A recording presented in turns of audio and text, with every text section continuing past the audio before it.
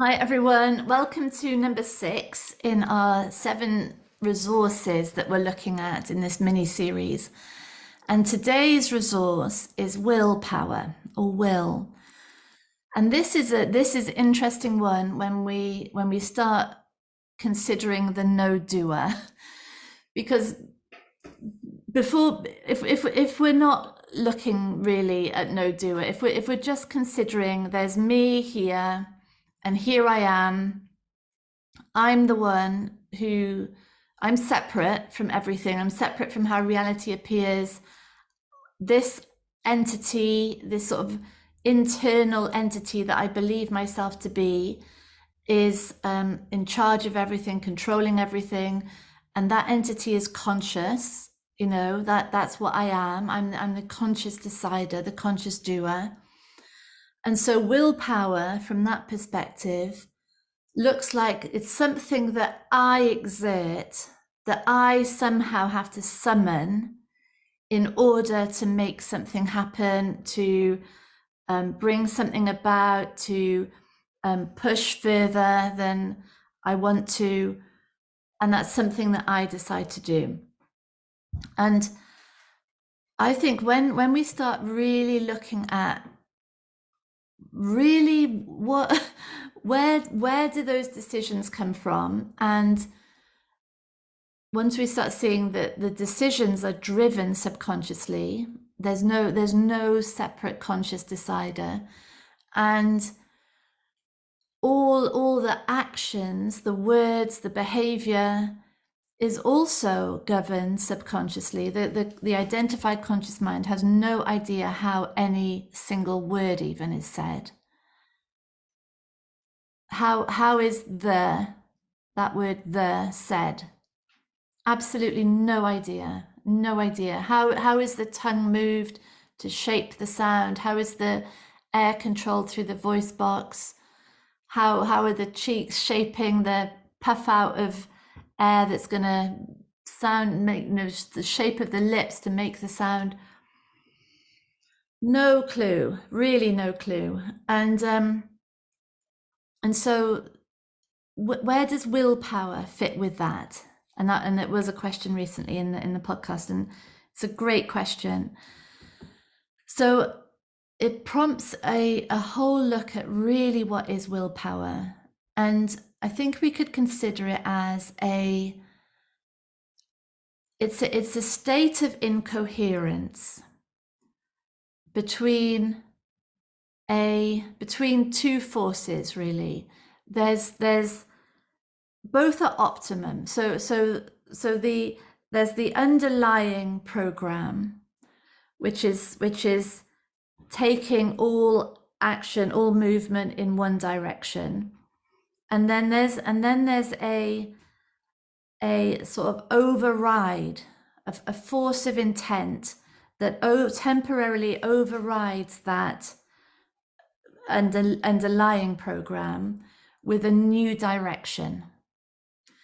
And for willpower to be necessary, it means that the underlying program and the incoming new direction are at odds with each other.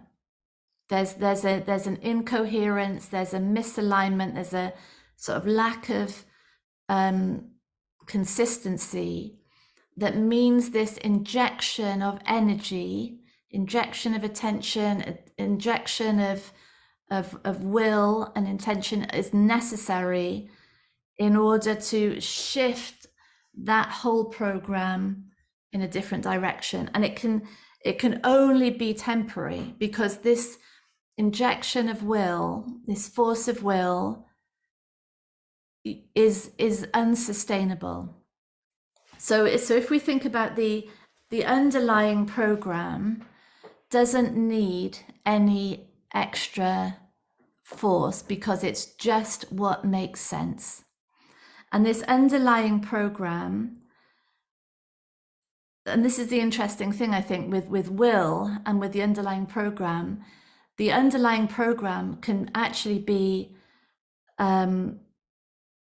very, very right for the system or very wrong. And the willpower can be very right for the system or very wrong. So if we take two examples, so say if we take an example, say of a boy growing up in a household where say the parents are highly traditional, and the father, say, is wanting this boy to be tough and go into the city, you know, have a manly job, earn money, be a leader, manage people. And this boy might be very sensitive, very artistic, very creative, absolutely not interested in any way in managing people or organizations or making money. And so the natural tendency of that boy is towards artistic, creative endeavors, towards gentleness, towards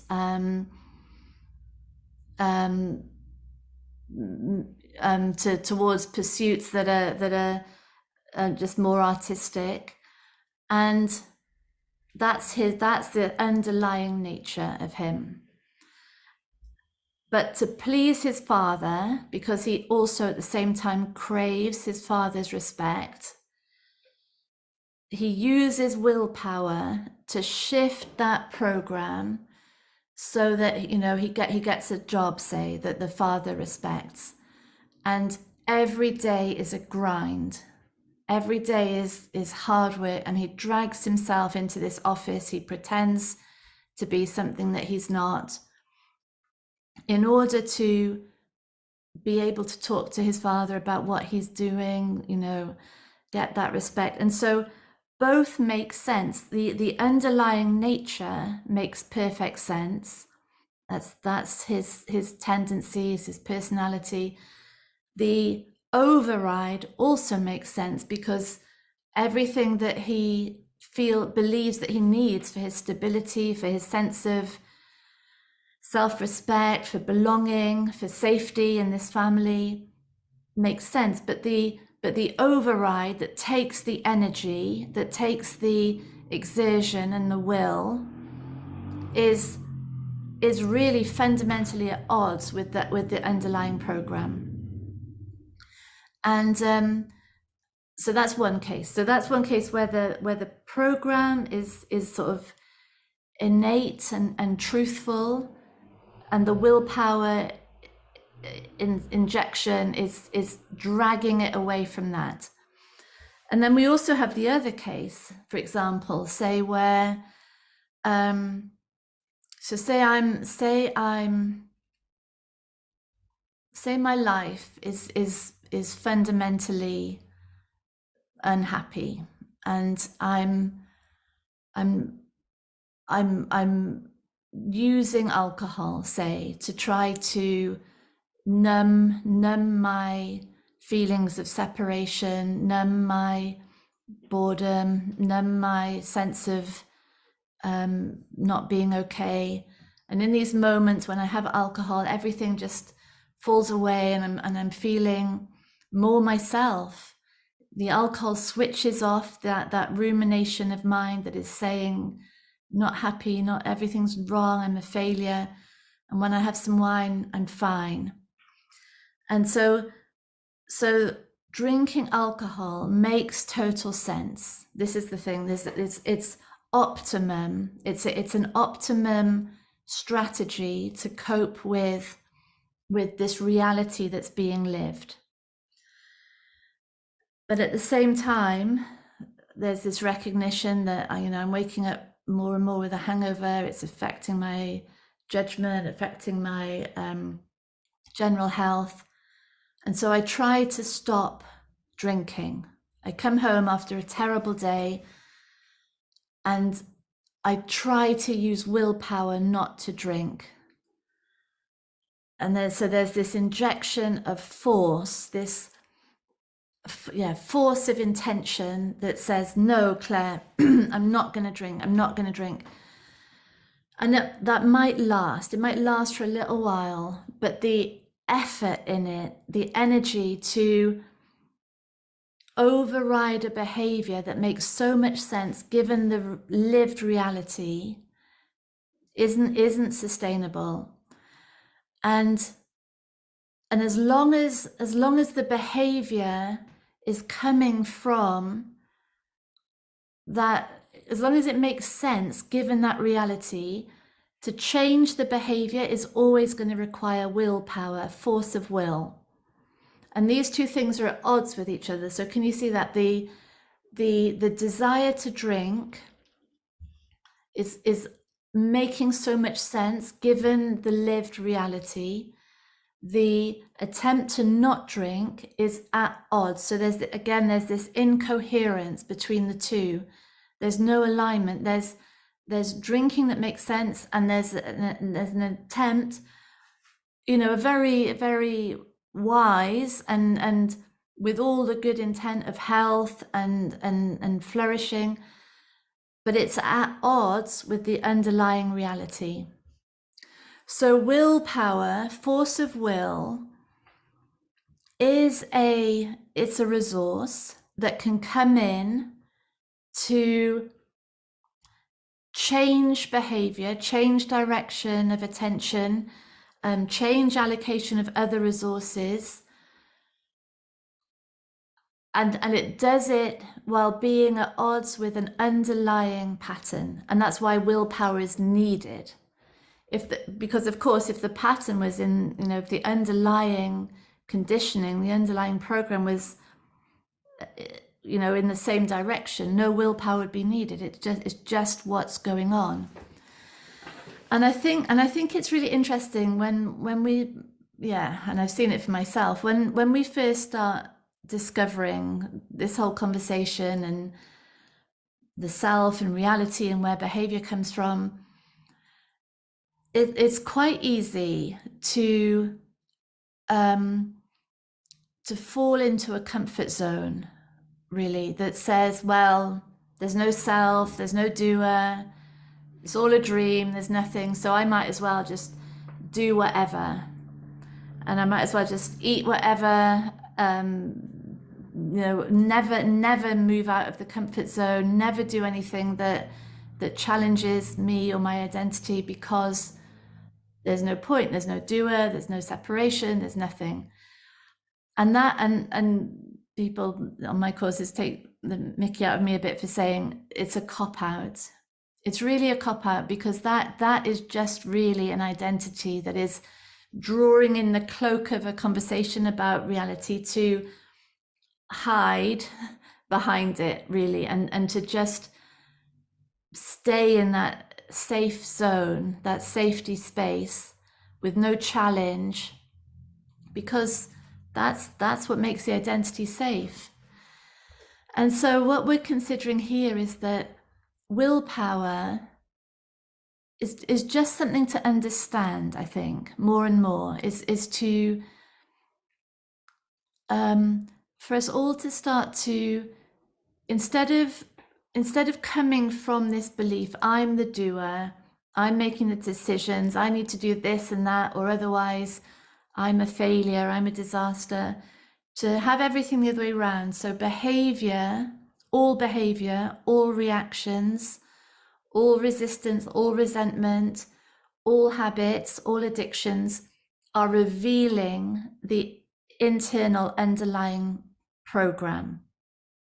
And as is all willpower. So all injections of extra force to try to change that program are all revealing the underlying program. And really, I think it seems to me that part of the, so if the purpose of our lives is aligning the experience of what we are with what we really are, what happens in that process is a coherence of behavior. And so the program is shifting. The program is shifting away from being run on separation, run on wounds, run on trauma, run on protection and defense and fight and flight. It's shifting to healing. healing and dissolving of what's not true, and um, of experience and reality continually aligning the whole sense of what we are, the sense of being, with the truth of it. And so everything starts to align. It can't not. Behavior starts to change and shift because it's coming less and less from a desperation to try to control and manage this shameful, fearful, needy entity. And so willpower might still be necessary, and we often talk about it in relation to no-brainers, particularly when there's behavior that is really spider in the web behavior that has knock-on effects of everything. And I've talked in the past about me going out for a walk or a run, very, very first thing. That's a behavior that has no downsides whatsoever. There's not a single reason to not do that, not one reason. It's literally a no-brainer, and it has a knock-on effect on everything else. These are the things to use the willpower for, because even if the underlying program is lazy, sluggish, wanting to just stay comfortable in the bed, wanting to scroll on Twitter, using the willpower to do that no-brainer will shift that whole program, will shift the sluggishness, so that eventually there's no incoherence. Everything is lining up more and more and more. And I think that's the practical outcome of a conversation about what we are and what's real, is that there's greater and greater flow in, like an animal in the wild. It's just this flow of existence where behavior is coming more and more directly from truth, just from presence, from intelligence, from aliveness in this form, and less from this highly intelligent, highly capable, highly conceptual, imaginative mind that creates its own reality and its own convoluted, complicated, incoherent, at odds existence, where everything is a struggle, everything is taking effort and resources, and it's an ongoing fight. And really there's this simplification that is possible, that is the outcome ultimately of this conversation, in every way, in every aspect of life. And so I just would leave you with, look at what your no-brainers are, but make sure they really are no-brainers, that there's no downside whatsoever, and just use the willpower for those, while at the same time allowing everything else to be a healing, integrative process, which will shift behavior anyway, naturally. Yeah.